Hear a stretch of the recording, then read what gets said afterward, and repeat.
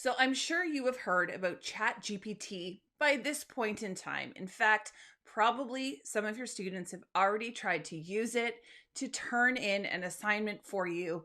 And if you're like many teachers, you're probably wondering how this is going to change teaching and learning in the classroom, whether we should completely avoid it, completely embrace it, or find something in between. Today's video, I want to talk all about how we can harness and use ChatGPT to teach our students how to improve their writing without plagiarizing their work.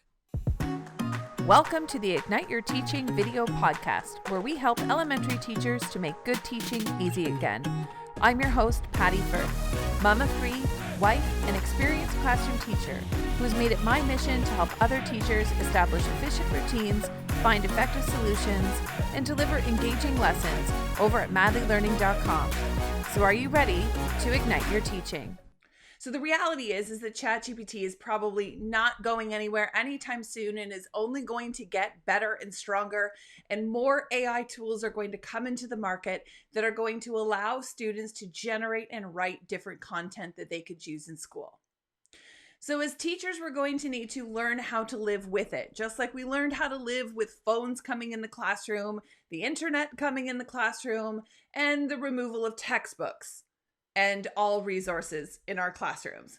We will learn how to adapt. And sometimes I think that when we are encountering this new kind of technology, at first we want to push back against it and say, absolutely not. We are going to revert back to everything pencil and paper because it's the only way I can ensure that students are actually authentically writing their work. Now, I have to think back to the COVID era when we were all working remotely. I look at ChatGPT as really an assistant to our students. It is no different than when we had students who would have parents that would write or rewrite their entire project or whole work and then pass that off as their children's. I remember one of my first years teaching the school I was with for grade 4 when we still taught medieval times in grade 4. They had an epic castle building project that students looked forward to every time they got into grade 4. Now, I knew ahead of time that parents took this project at this school very seriously.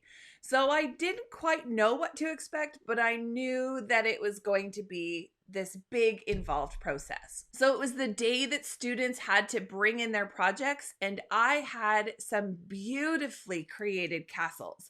One was expertly tiled with leftover tiles. It was very clear that parents did this assignment and that it was something that parents did the assignment with children.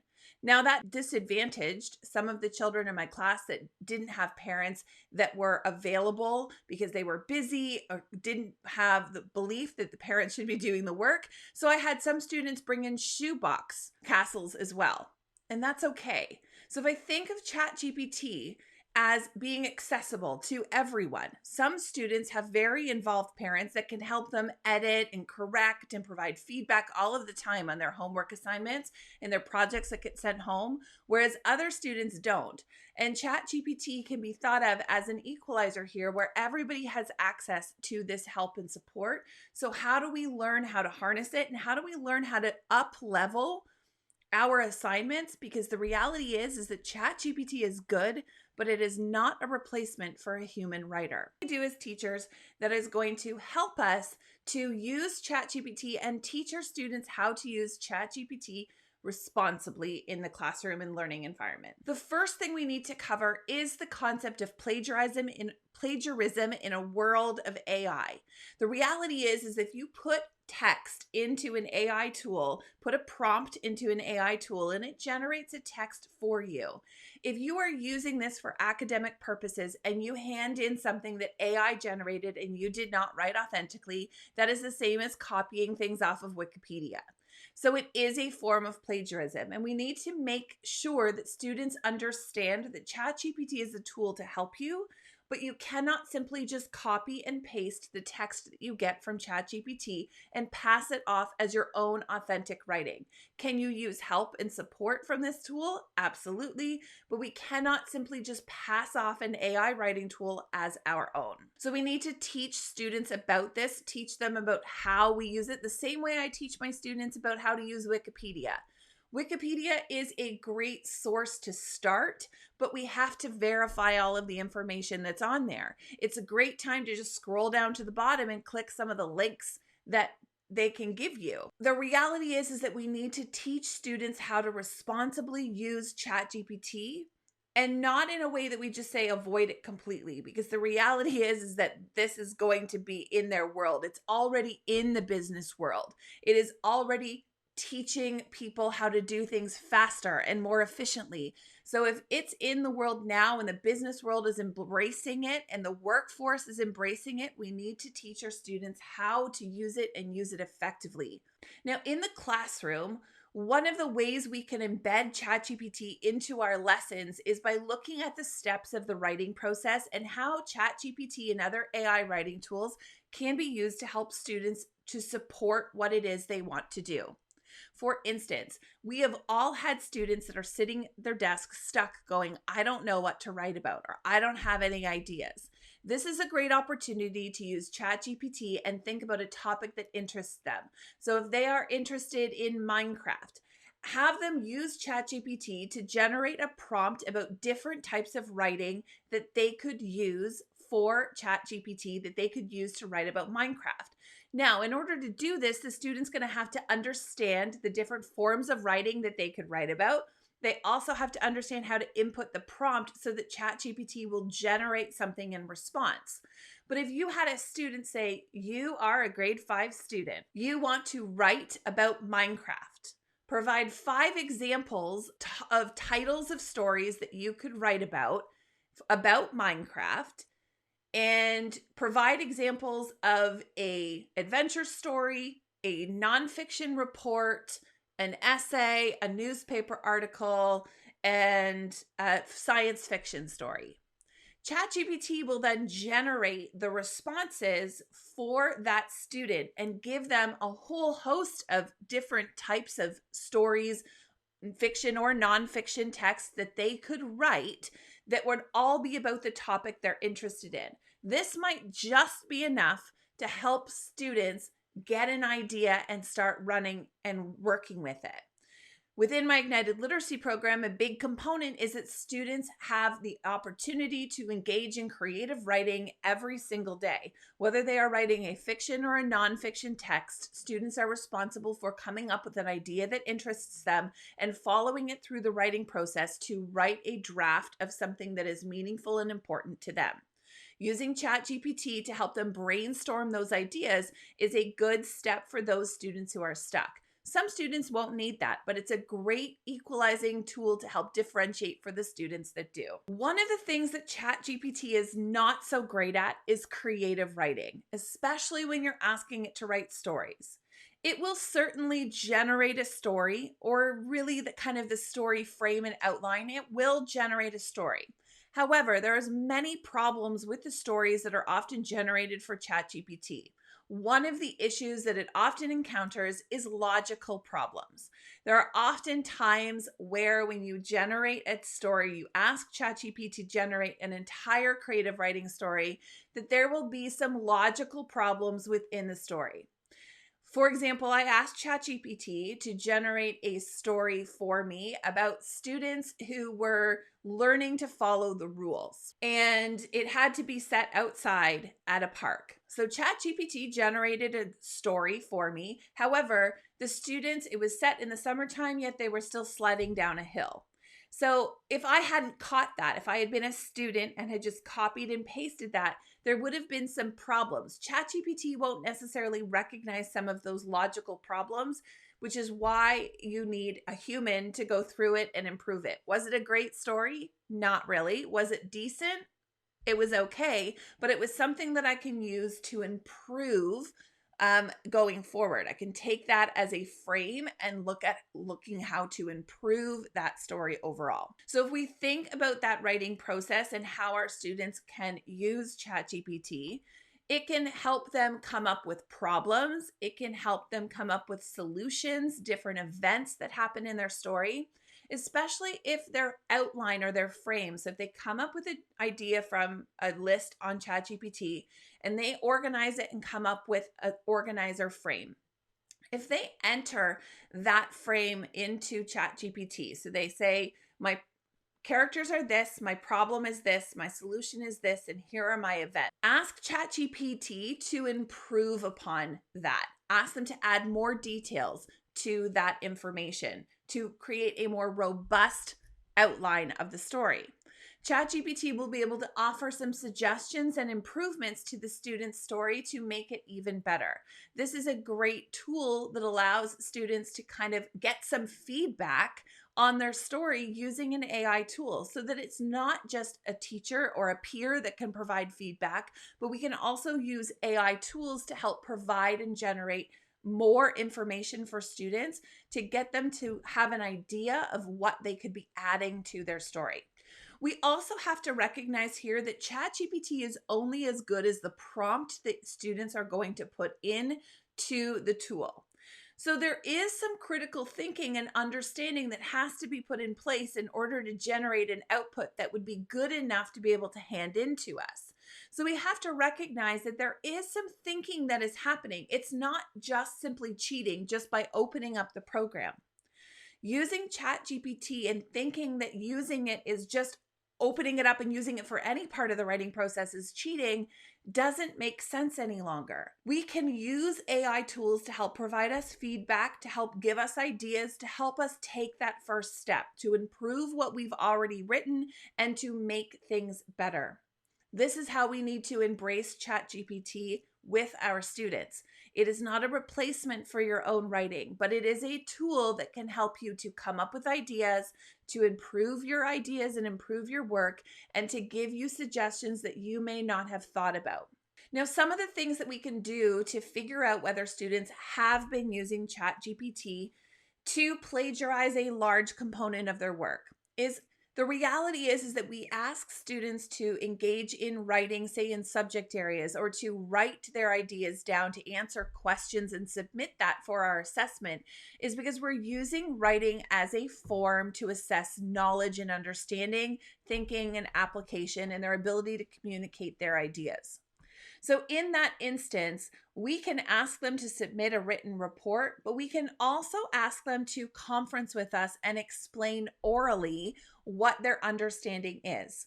We have all had students do oral presentations in front of the room and have no sweet clue what they're talking about. And that's a good indication that probably mom and dad or somebody else has helped them, or they have just copied and pasted the text from the internet. ChatGPT is no different. We can tell as teachers, just like we can tell when a parent or it's been copied off the internet, we can tell when a student has done that during an oral presentation. And we will also be able to tell that a student has done that with ChatGPT. If the student completely and totally understands what it is they're talking about and they've used ChatGPT, we should be assuming that the student has a good grasp of understanding and they've used ChatGPT as a tool to help improve their ideas and understanding. Because in order to use ChatGPT, you do have to have some knowledge. Now, there will be students that will just simply copy and paste some things and have no real understanding, and we know who those students are and we know what that looks like.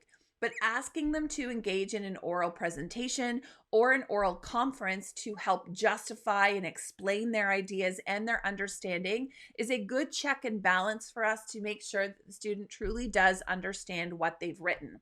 When they can defend their arguments, when they can tell you about what they said, when they can explain to you what things mean, what the research means, what the words that they've used inside their text, when they can have that, when they show knowledge and understanding, when they have the ability to apply what they've learned in their research to sharing with you their new knowledge, that's a good indication that the student knows what they're doing and that we should mark what they know, not necessarily just mark a product that they've produced. Remember, products are a method in which we use to assess students' knowledge. So if a student can demonstrate that they understand it, we should be less concerned whether or not they have used ChatGPT. As long as the understanding and knowledge is there, that's good too.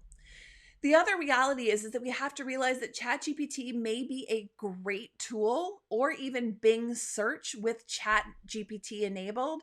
will be a great tool to help students research. We have all been there where students will go to Google and type a question like they want to have a conversation with Google, not understanding that's not how Google works.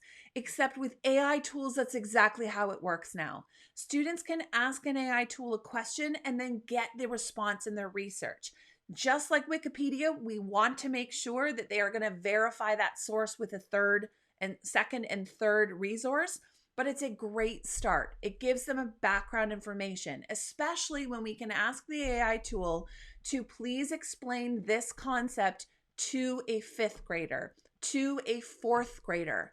The AI tool will simplify the language for that student so that research becomes much more accessible. If we have students using AI tools to research, we can even have them copy the AI text. They ask a question, they can copy the AI text and use that in a research document so the teacher can see what the AI tool generated for research based on what your student actually writes in the end. So we can have them using the AI tool to form research, actually copying the text over and citing it, so it's not considered plagiarism, so they know what we've done. But this is a great opportunity for students to be able to access information and have the AI tool simplify this down so that it is easy to be understood by our students and their reading level. This is something that is not really great when students are just let loose on the internet sometimes with trying to find examples, because a lot of the times the text is written at such a level that students cannot understand it.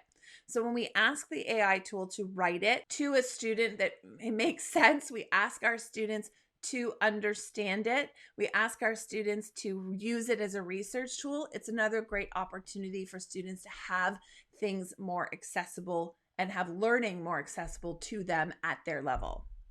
Now, another thing that ChatGPT is not so good at is voice. Now, unless you train ChatGPT to understand your voice, which would mean you would need a large amount of writing samples on the internet, you would need, or a large YouTube channel with your voice, then ChatGPT is going to have a very difficult time analyzing your own student's voice. So there are opportunities. If you had a website, if you're an adult who has a website or a YouTube channel, you can have ChatGPT analyze your voice and then train it how to write like you. However, our students don't have that access to the same amount of content that allows ChatGPT to analyze it. Therefore, students are going to have a difficult time having their voice analyzed by ChatGPT, and ChatGPT will often then write in a very robotic, toneless type of writing. We can use and teach students' voice and also get to know students' voice in their own writing. The more they write for us, the better it is we are able to understand who they are as writers and what they sound like when they write. With Ignited Literacy, because they are writing so much, by about January, I get a really good understanding of who my students are and what they sound like when they write, to the extent that there's a lot of times I don't even need to look at the name on the front of the book in order to understand who wrote it, because I can recognize their style, I recognize their tone, I recognize their voice in their writing. ChatGPT is not going to recognize that. So if you notice that there is a huge disconnect between what your students are writing and what they're submitting, and they don't have the understanding when you're conferencing with them, then we need to have a bigger conversation with that student about how to appropriately use AI tools in an authentic way. So when we focus on developing student voice, when we focus on getting students to write more often, more creatively with things that they're passionate about, we are going to then get students to realize just how important voice is, and a unique voice is important. So we don't want them copying ChatGPT, because that is not going to really authentically sound like them. Now, sometimes as teachers, we also are just going to have to really critically look at the kinds of assignments that we are assigning to our students to make sure that they're not easily hackable by an AI tool. There are a lot of AI tools out there that can help our students to write and to produce content. If we are simply asking knowledge and understanding questions, it's probably pretty easy for a student to use ChatGPT to assist them in answering those questions. So we really need to look a little bit deeper at what we are assessing. ChatGPT is not so great at matching logical understandings. That's not so great at critical thought, opinions, emotions, research and analysis, especially if it's on a current event because it's not connected to the internet, although ChatGPT with their Bing inclusion is. It's also not great at real world problem solving. It often will get things wrong or have bias in it that is easily detectable. It also cannot really write about a personal connection or an experience. And it often has some logical inconsistencies within its writing.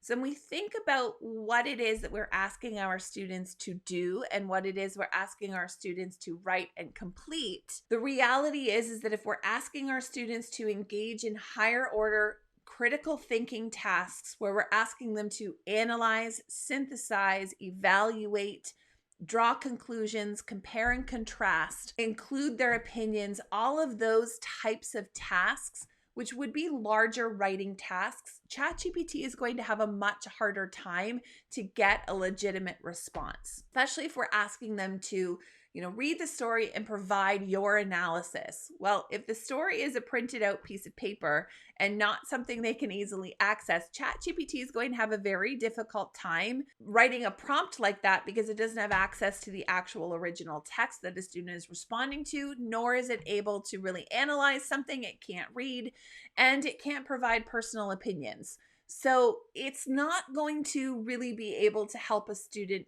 give an opinion piece or to compare and contrast two different articles that you had students compare or two texts that you had students compare. So it's important as teachers that we really critically think about what it is we're asking students to do and ask if there's another way that we can assess student understanding that's not always going to be writing. If you can hack it with an AI tool, then maybe we need to come up with a different way that we can get students to share their learning and understanding with us. We don't necessarily have to sit through 30 oral presentations one-on-one, but we can have students take their devices, turn the camera on their face, and have them write and have them explain to us orally and submit that video response. It doesn't always have to be writing. They can submit an audio response. If you're using OneNote, they can record their voice and submit that instead of having an answer written. We really need to be thinking that this is an opportunity for us to push ourselves, to push our assessment practices. Sometimes we got into a bad habit or got into a rut during COVID because there really wasn't anything we could do other than pencil and paper tasks or tech tasks where students could literally just use tech to answer all of their questions. The reality is that we need to go back and we need to push ourselves to try different types of assessment techniques, different strategies, and different ways in which we can assess students' knowledge, understanding, thinking, application, and communication skills.